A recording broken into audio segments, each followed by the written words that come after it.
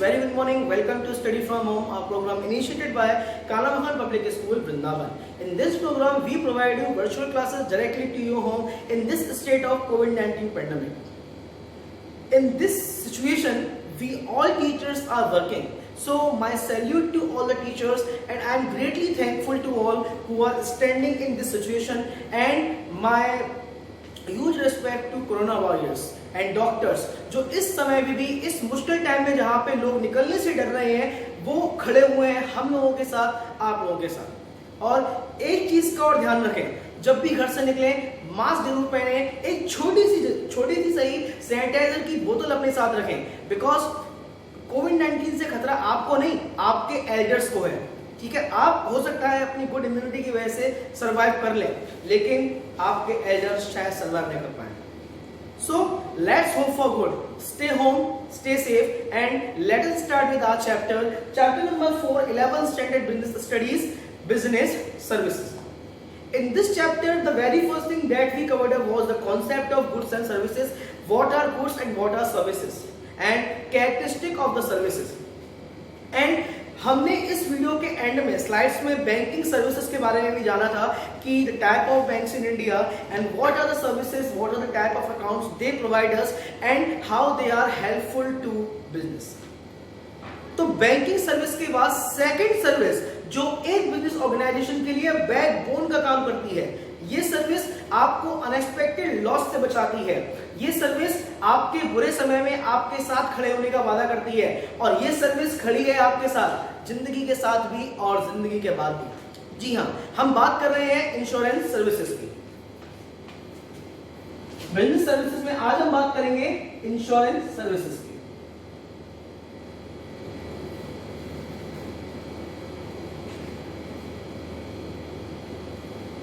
तो insurance services को start करने से पहले कुछ बेसिक टर्मिनोलॉजीज जो हमको पता होनी चाहिए, मैं उन टर्मिनोलॉजीज को डिस्कस करूंगा। सबसे पहली जो टर्मिनोलॉजी है वो है आपका सबसे इंपॉर्टेंट, क्योंकि मैं बार बार ये पॉइंट एक्सप्लेन नहीं करूंगा, मैं सीधे नाम बोलूंगा एंड आगे बढ़ जाऊंगा। ठीक है, सबसे पहला जो टर्म आपको ध्यान में रखना है वो है इंश्योर्ड। अब इंश्योर्ड क्या है? इंश्योर्ड है आपका पर्सन और good who is taking insurance और who is insured। यानी कि इंश्योर्ड करने का मतलब क्या है? इंश्योर्ड का मतलब वो पर्सन या गुड जो इंश्योरेंस ले रहा है या जिसका इंश्योरेंस हुआ है। ठीक है, तो पहला टर्म आपको याद रखना है इंश्योर्ड। ठीक है, सेकंड जो टर्म आपको याद रखना है वो है insurer.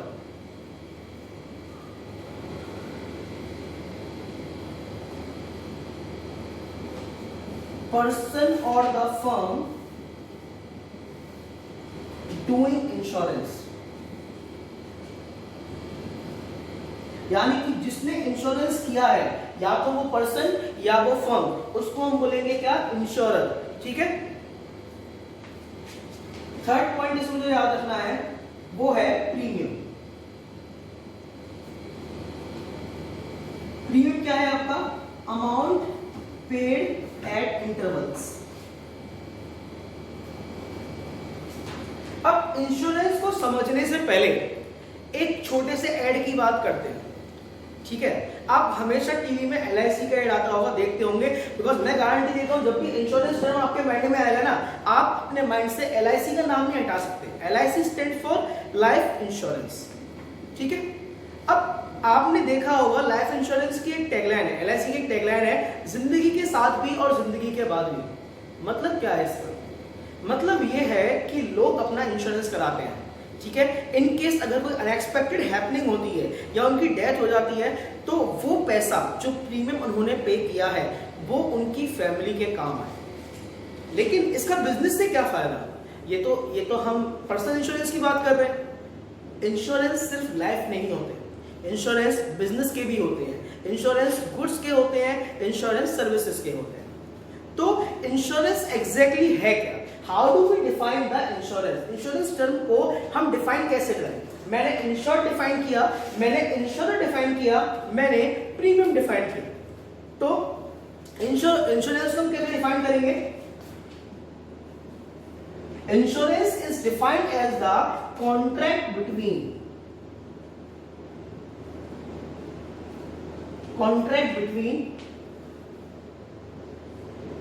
insured and insurer।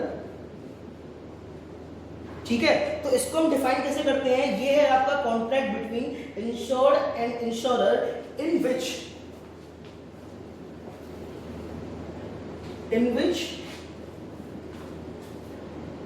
insurer agrees to compensate the future loss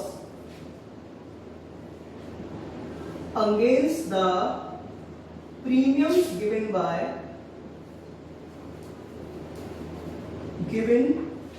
by insured। ठीक है, अब इस डेफिनेशन को मैं एक्सप्लेन करता हूं।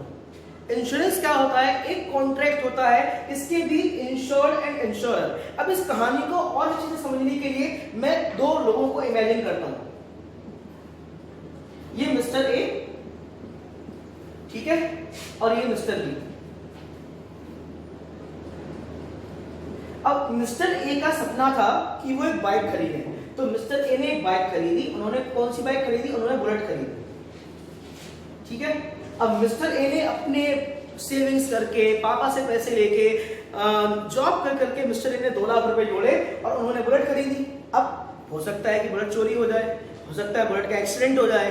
तो यानी कि जिस पर्सन को इंश्योरेंस लेना है, ठीक है, वो यानी इंश्योर्ड। तो मिस्टर ए कौन हुए? मिस्टर ए हुए हमारे इंश्योर्ड। तो मिस्टर ए कहां गए? मिस्टर ए गए आपके मिस्टर बी के पास कि भैया मेरी जो बाइक है 2 लाख रुपए की है, कुछ उसमें हो जाए तो इंश्योरेंस कर दो उसका। तो मिस्टर बी ने क्या किया? मिस्टर बी ने मिस्टर ए की बाइक का इंश्योरेंस कर दिया। ठीक है, इसके अगेंस्ट में मिस्टर ए ने क्या दिया? मिस्टर ए ने प्रीमियम दिया इनको। ये प्रीमियम ये आपका क्वार्टरली बेस पे दे सकते हैं, ये आपका बायएनुअली दे सकते हैं, या फिर एक साथ साल में एक बार भी जमा कर सकते हैं एक ही इंस्टॉलमेंट में। ठीक है, जो भी उनकी पॉलिसी है। तो मिस्टर ए हमारे इंश्योर्ड हो गए और मिस्टर बी हो गए हमारे क्या? इंश्योरर। तो इन केस अगर बाइक चोरी होती है तो क्या होगा? मिस्टर बी जो है वो कंपनसेट करेंगे मिस्टर ए के पॉसिबल लॉस को। देखिए, हम बात कर रहे हैं पॉसिबल लॉसेस की, हम यहाँ पे लॉस की बात नहीं कर रहे, हम एक्सपेक्टेड लॉस की बात नहीं कर रहे, हम पॉसिबल लॉसेस की बात कर रहे हैं। यानी यहाँ पे प्रीमियम तभी मिलेगा जब यहाँ पे कंपनसेशन तभी मिलेगा जब बाइक चोरी हुई। तो आप में से कुछ बच्चे पूछेंगे, सर अगर बाइक कभी चोरी नहीं हुई तो? ये भी अच्छा क्वेश्चन है। बाइक कभी चोरी नहीं हुई तो? बेटा बाइक कभी चोरी नहीं हुई तो इसका मतलब ये नहीं हम अपनी फ्यूचर की प्लानिंग ना करें। ठीक है, अब ऐसे तो लाइफ इंश्योरेंस लेने वाला व्यक्ति कभी ये नहीं चाहेगा मैं मर जाऊं और मैं उसका जो लाइफ इंश्योरेंस का कवर है वो मेरे पत्नी या बच्चों को मिले, कोई नहीं चाहता। बस अनएक्सपेक्टेड हैपनिंग्स के लिए हमेशा पॉसिबल रिस्क को ध्यान में रख के हम इंश्योरेंस परचेज करते हैं। And business is all about risk. Element of risk is one of the most essential part of the business. जब भी कोई पर्सन बिजनेस एक्टिविटी स्टार्ट कर रहा है तो वो एलिमेंट ऑफ रिस्क को कभी छोड़ नहीं सकता। So that exactly insurance exactly है क्या? It is a contract between insured and insurer. जैसे मिस्टर ए और मिस्टर बी के केस में मिस्टर ए थे हमारे इंश्योर्ड एंड मिस्टर बी थे हमारे इंश्योरर। ठीक है, और यहाँ पे जो मिस्टर बी है इंश्योरर, उन्होंने एग्री किया कि he will compensate his loss against the premium. पहले प्रीमियम भरना पड़ेगा एंड अगर लॉस होता है तो उस लॉस को कवर करने का काम करेगी इंश्योरेंस फर्म और द इंश्योरर। ठीक है, तो ये है हमारा कॉन्सेप्ट ऑफ इंश्योरेंस। और इंश्योरेंस किस तरीके से, इंश्योरेंस पॉलिसी, इंश्योरेंस सर्विसेज किस तरीके से काम करते हैं, आपके पॉसिबल लॉस को कम करने का काम करते हैं। और ध्यान रखिएगा, ये आपको आपके लॉस के इक्वल पैसे कभी नहीं देंगे। यानी आपका 2 लाख का लॉस हुआ है तो 2 लाख रुपए का इंश्योरेंस कभी नहीं होता। इंश्योरेंस हमेशा उससे कम अमाउंट का होता है। ये आपके प्रॉफिट के लिए काम नहीं कर रहे, ये केवल और केवल आपके लॉस को मिनिमाइज करते हैं। तो इंपॉर्टेंट फैक्टर जो इंश्योरेंस में है कि insurance insurer work for to minimise the losses of insure. अब बहुत आसान है ना इंश्योरेंस कंपनी से पैसा निकलवाना, ठीक है। आपको नई बाइक चाहिए, आप बाइक को ठोक दो, आपको नई बाइक मिल जाएगी। इतना इजी भी नहीं। इंश्योरेंस जो इंश्योरर है, इंश्योरेंस फर्म्स हैं, वो कुछ पर्टिकुलर प्रिंसिपल्स को फॉलो करती हैं। एंड इस पॉइंट के बाद हम अब पढ़ेंगे प्रिंसिपल्स ऑफ इंश्योरेंस की जो इंश्योरर्स हैं यानी इंश्योरेंस फर्म है वो किन किन प्रिंसिपल को फॉलो करती हैं eight the time of giving insurance. तो हम बात कर रहे थे प्रिंसिपल ऑफ इंश्योरेंस की।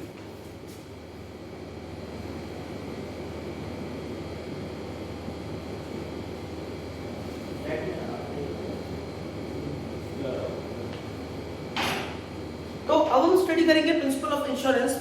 इस वीडियो के जो पहले वाले पार्ट में हमने देखा, हमने जाना what exactly insurance are and how they are helpful to our business. तो प्रिंसिपल ऑफ इंश्योरेंस एग्जैक्टली है क्या? इंश्योरेंस कंपनीज ऐसा नहीं है कि केवल आपके प्रॉफिट के लिए काम करती हैं। इंश्योरेंस कंपनी का जो मेन मोटिव है वो आपके लॉस को कंपनसेट करना होता है। And for that insurance company कुछ पर्टिकुलर गाइडलाइंस एंड लॉस को फॉलो करती हैं, उसी को हम बोलते हैं प्रिंसिपल्स ऑफ इंश्योरेंस। सबसे पहले प्रिंसिपल की बात करूं, the very first principle is utmost good faith. Principle of utmost good faith.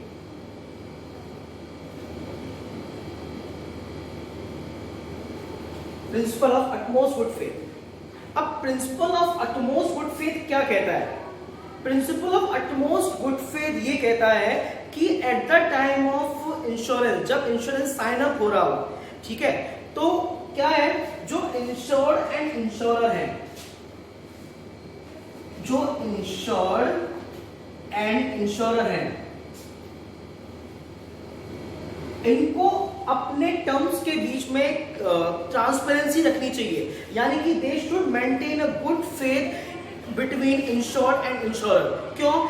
जब कोई इंश्योर्ड है वो इंश्योरेंस देते समय इंश्योरर से झूठ ना बोले, और इंश्योरर है वो इंश्योरेंस देते समय इंश्योरेंस पॉलिसी के बारे में इंश्योर से कोई झूठ ना बोले कि आगे जाके क्लेम कैंसिल हो या कोई प्रॉब्लम इंश्योर या इंश्योरर में से उठानी पड़े। सारे के सारे terms and condition, policy, cause and cons, possible losses, possible rejection of policy, सारे के सारे फैक्ट उसी टाइम पे डिक्लेयर करने पड़ते हैं। तो ये हमारा पहला utmost good faith means there must be a good faith maintain between the insured and insurer at the time of purchasing और signing up of the policy. झूठ बोल के गलत फैक्ट को प्रेजेंट करके काम किया नहीं जाना चाहिए eight the time of insurance policy, ठीक है। तो ये हमारा पहला principal of utmost good faith, ठीक है। सेकंड जो प्रिंसिपल है हमारा वो है इंश्योरेबल इंटरेस्ट। अब प्रिंसिपल ऑफ इंश्योरेबल इंटरेस्ट क्या कहता है कि insured eight the time of purchasing policy from insurer, insured must have insurable interest in whatever the good he is purchasing insurance for. यानी कि आप किसी भी चीज के लिए आप इंश्योरेंस पॉलिसी ले रहे हैं तो उससे आपका फाइनेंशियल लॉस या पॉसिबल लॉस दिखना चाहिए कि आपका लॉस उस चीज से हो रहा है या नहीं। और सपोज कीजिए मैं लाइफ इंश्योरेंस पॉलिसी खरीदूं तो मैं जो अपनी लाइफ इंश्योरेंस पॉलिसी लूंगा केवल उन पर्सन के लिए लूंगा जो मुझसे क्लोजली रिलेटेड है, जिनके जाने या नहीं जाने से मेरी जिंदगी पे असर पड़ता हो। ऐसा नहीं है कि किसी आदमी को कैंसर होने वाला हो मैं उसके लिए लाइफ इंश्योरेंस पॉलिसी खरीदूं रैंडम, ठीक है, तो वो चीज सही नहीं है क्योंकि उसके आने या जाने से मुझे कोई फर्क नहीं पड़ता, ठीक है। तो इंश्योरेबल इंटरेस्ट का क्या मतलब है? That insured must have interest, financial interest, और उस चीज के लॉस से उसका लॉस होना चाहिए। यानी कि आप सपोज कीजिए बाइक का इंश्योरेंस लेते हैं, आप कार का इंश्योरेंस लेते हैं, तो इन केस ऑफ लॉस और एक्सीडेंट आपका इंश्योरेबल इंटरेस्ट उस व्हीकल में लाई करता है, ठीक है। आप रैंडमली उस चीज का इंश्योरेंस नहीं ले सकते जिससे आपको किसी तरह का लॉस नहीं हो रहा या जिसमें आपका इंश्योरेबल इंटरेस्ट नहीं है, ठीक है। तो ये था हमारा second principle of insurable interest. Third जो प्रिंसिपल है वो है आपका principle of indemnity. Third is principle of indemnity. अब प्रिंसिपल ऑफ इंडेमनिटी क्या कहता है? प्रिंसिपल ऑफ इंडेमनिटी कहता है that insurance are to cover your loss और टू मिनिमाइज योर लॉस। हमेशा ये चीज ध्यान रखनी है, इंश्योरेंस आपका लॉस मिनिमाइज करने का काम करती है, आपका लॉस खत्म करने का काम नहीं करती है। यानी इंश्योरेंस के क्लेम के बाद भी आपको लॉस होता है, लेकिन इंश्योरेंस कंपनी आपके लॉस को केवल कम कर सकती है, पूरी तरह से खत्म नहीं कर सकती। ठीक है, तो ये प्रॉफिट के लिए नहीं होता है, insurance are not for profits. तो प्रिंसिपल ऑफ इंडेमनिटी कहता है that insurance are not for profits, insurance companies are there for to minimise your loss, not to end your loss. ठीक है, तो ये था हमारा third point, principle of indemnity. Fourth जो पॉइंट है, फोर्थ पॉइंट है आपका principle of contribution.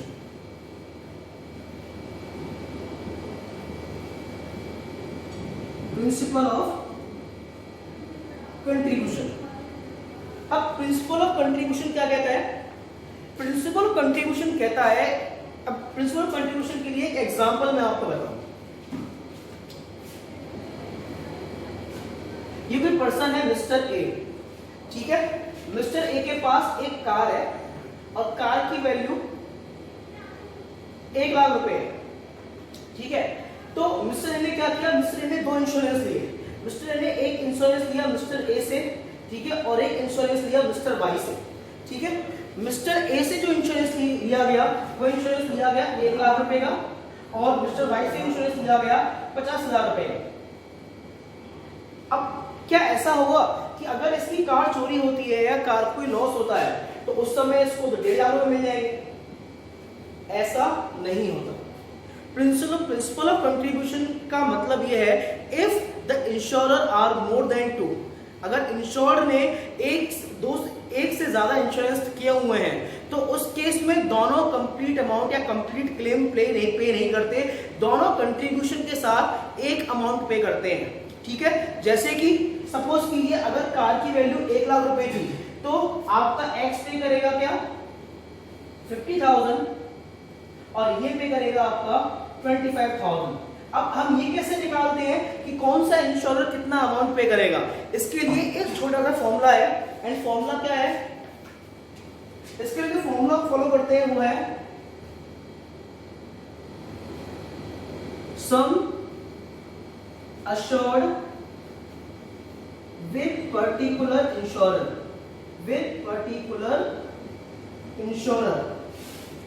into actual loss divided by total sum insured divided by total sum insured। ठीक है, अब इस फॉर्मूले से हम निकाल सकते हैं कि हमारा लॉस कितना हुआ है और किस पर्टिकुलर इंश्योरर को कितना अमाउंट पे करना है। देखिए, इस तरह के क्वेश्चन आपसे न्यूमेरिकल नहीं पूछे जाएंगे, केवल और केवल मैंने एक एग्जांपल के लिए आपको फॉर्मूला बता दिया है। आपकी बुक में इसका एग्जांपल और इसका एप्लीकेशन दोनों दिया हुआ है। ठीक है, यहां से क्वेश्चन आ सकता है आपका कि प्रिंसिपल ऑफ कंट्रीब्यूशन का सीधा सीधा मतलब यही है कि any of the person can not gate double amount of insurance whether he has taken insurance from 1 or 2 insurer। ठीक है, जो जितनी भी इंश्योरेंस कंपनी है वो एक साथ कंट्रीब्यूट करके ओवरऑल कंपनसेशन पे करेंगी। ठीक है, एक्स्ट्रा अमाउंट पे नहीं किया जाएगा उस पर्टिकुलर इंश्योर्ड पर्सन को। ये था आपका फोर्थ प्रिंसिपल ऑफ कंट्रीब्यूशन। इसके बाद फिफ्थ प्रिंसिपल है आपका, वो है principle of subrogation. Principle of subrogation. अब प्रिंसिपल ऑफ सबरोगेशन क्या कहता है? प्रिंसिपल ऑफ सबरोगेशन ये कहता है आफ्टर द क्लेम, देखिए दोबारा से मैं यहां पे लिखता हूं insured and insurance, insured and insurance.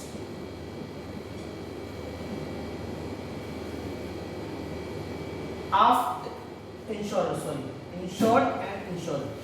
After the claim, insurer stands in the boots of insured, यानी क्लेम के बाद जो इंश्योरर है वो इंश्योर्ड के प्लेस पे आ जाता है। इसका मतलब कि क्लेम देने के बाद जो भी आपकी डैमेज प्रॉपर्टी है उस डैमेज प्रॉपर्टी की जो ओनरशिप है वो आपकी इंश्योरर के पास आ जाती है। यानी सपोज कीजिए आपकी कार में 50,000 रुपए का लॉस हुआ और इंश्योरेंस ने 50,000 रुपए का लॉस पे कर दिया, तो जो 50,000 रुपए पार्ट्स का लॉस हुआ है जिसके लिए इंश्योरर ने पे किया है वो पार्ट इंश्योरेंस कंपनी अपने पास रख लेगी या वो पार्ट इंश्योरेंस के पास चले जाएंगे। एक बार और रिपीट करता हूं, what is principle of subrogation? Principle of subrogation means right of damage property after the claim, ठीक है, शिफ्टेड टू इंश्योरर।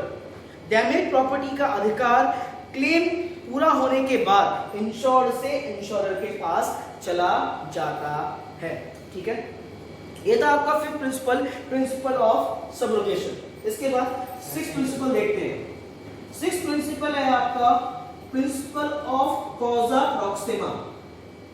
कॉजा प्रॉक्सिमा क्या कहता है कि insurer is liable to cover your loss only if the loss occurred to you by undersigned ways, यानी insurer आपको loss तभी pay करेगा या इंश्योरर आपको कंपनसेट तभी करेगा जब आपका लॉस दिए हुए कॉजेस के बेसिस पे हुआ हो। यानी कि सपोज कीजिए आपने जो इंश्योरेंस कराया है एक्सीडेंट का, ठीक है, और आप हुआ क्या, आप पे एक्ट ऑफ गॉड की वजह से आपकी गाड़ी को या व्हीकल को नुकसान हुआ। आपने इंश्योरेंस कराया है फायर का, देखिए फायर इंश्योरेंस होते हैं, ठीक है, लेकिन आपका जो नुकसान हुआ है वो किसकी वजह से हुआ है, वो किसी पर्सन की वजह से हुआ है या टेक्निकल फॉल्ट की वजह से हुआ है या चोरी हो गई, तो उस केस में इंश्योरेंस पॉलिसी आपको कंपनसेट नहीं करेगी, ठीक है। इंश्योरेंस कंपनी केवल और केवल अपनी पॉलिसी में दिए हुए रीजन के बेसिस पे ही कंपनसेट करती है। जब लाइफ इंश्योरेंस पॉलिसी दी जाती है ना तो उसमें डेथ के रीजंस लिस्टेड होते हैं कि अगर इन रीजन से डेथ होती है तो तभी आपको क्लेम मिलेगा, अदरवाइज आप क्लेम के लिए लायबल नहीं रहेंगे। आप लोगों ने गॉड ऑफ वॉर आप लोगों ने OMG तो देखी है, परेश रावल और अक्षय कुमार वाली, उसमें एग्जैक्टली यही हुआ था।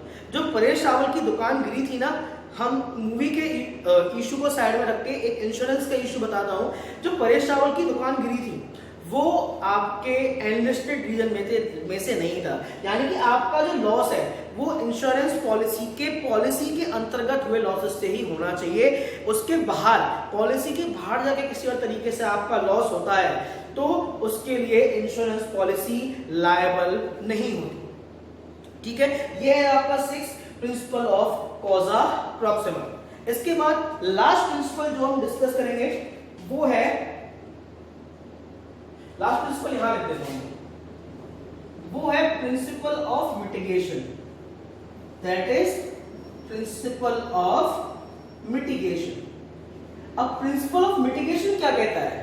According to principle of mitigation, after the insurance, insured must not be careless towards the insured goods.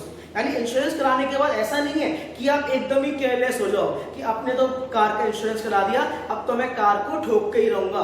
क्यों? क्योंकि इंश्योरेंस है, इंश्योरेंस वाले पैसे दे देंगे। मैं तो लाइफ इंश्योरेंस करा लिया, अब तो मैं जहर खा लूंगा। क्यों? क्योंकि पैसे तो मिलने ही मिलने हैं। ऐसा नहीं होता, ठीक है। एक मोरल लॉ होता है, law of mitigation, and law of mitigation का काम क्या है कि insured must act to minimise the losses. यानी कि अगर लॉस इंश्योर्ड के सामने हो रहा है तो उसको लॉस को मिनिमाइज करने के कम से कम काम करने चाहिए। यानी आग लग गई, देख रहे हैं क्यों, इंश्योरेंस तो अवेलेबल है ना हमारे पास, ऐसा नहीं होता, ठीक है। प्रिंसिपल ऑफ मिटिगेशन क्या कहता है कि insured must act towards to minimise the losses, ठीक है। So insurer should bear the minimum amount of loss. ये है आपका प्रिंसिपल ऑफ मिटिगेशन। एक बार सारे के सारे प्रिंसिपल को मैं आपको बता देता हूं कि क्या है। Towards good faith means of good faith and the transparency must be maintained between the insured and insurer. Insurable interest यानी कि insured must have insurable interest और the feeling of loss towards the good that is insured. Third principle of indemnity means insurance is to cover your loss, not to give you profit. Fourth principle of contribution means no matter how many number of insurance you are having, all the insurance will contribute the same amount for to cover your loss. You cannot gain profit out of the insurance policy. ठीक है. फिर principal of subrogation. Principle of subrogation states that after the claim insurer comes in the boot of insured or the right of death property transferred to insurer. Principle of sixth principle of causa proxima. Principle of causa proxima states that your claim will be given only to you if the loss occurs to your insured goods by the given reasons stated in the policy. 7. Principle of mitigation. Principle of mitigation states that the insured must work in a way to minimize the losses. ठीक है. तो ये थे आपके principal of insurance. इस video के अगले part में हम जानेंगे इंश्योरेंस पॉलिसीज के बारे में. इंश्योरेंस कितने तरह के होते हैं, life insurance, fire insurance, marine insurance and health insurance. तब तक के लिए थैंक यू.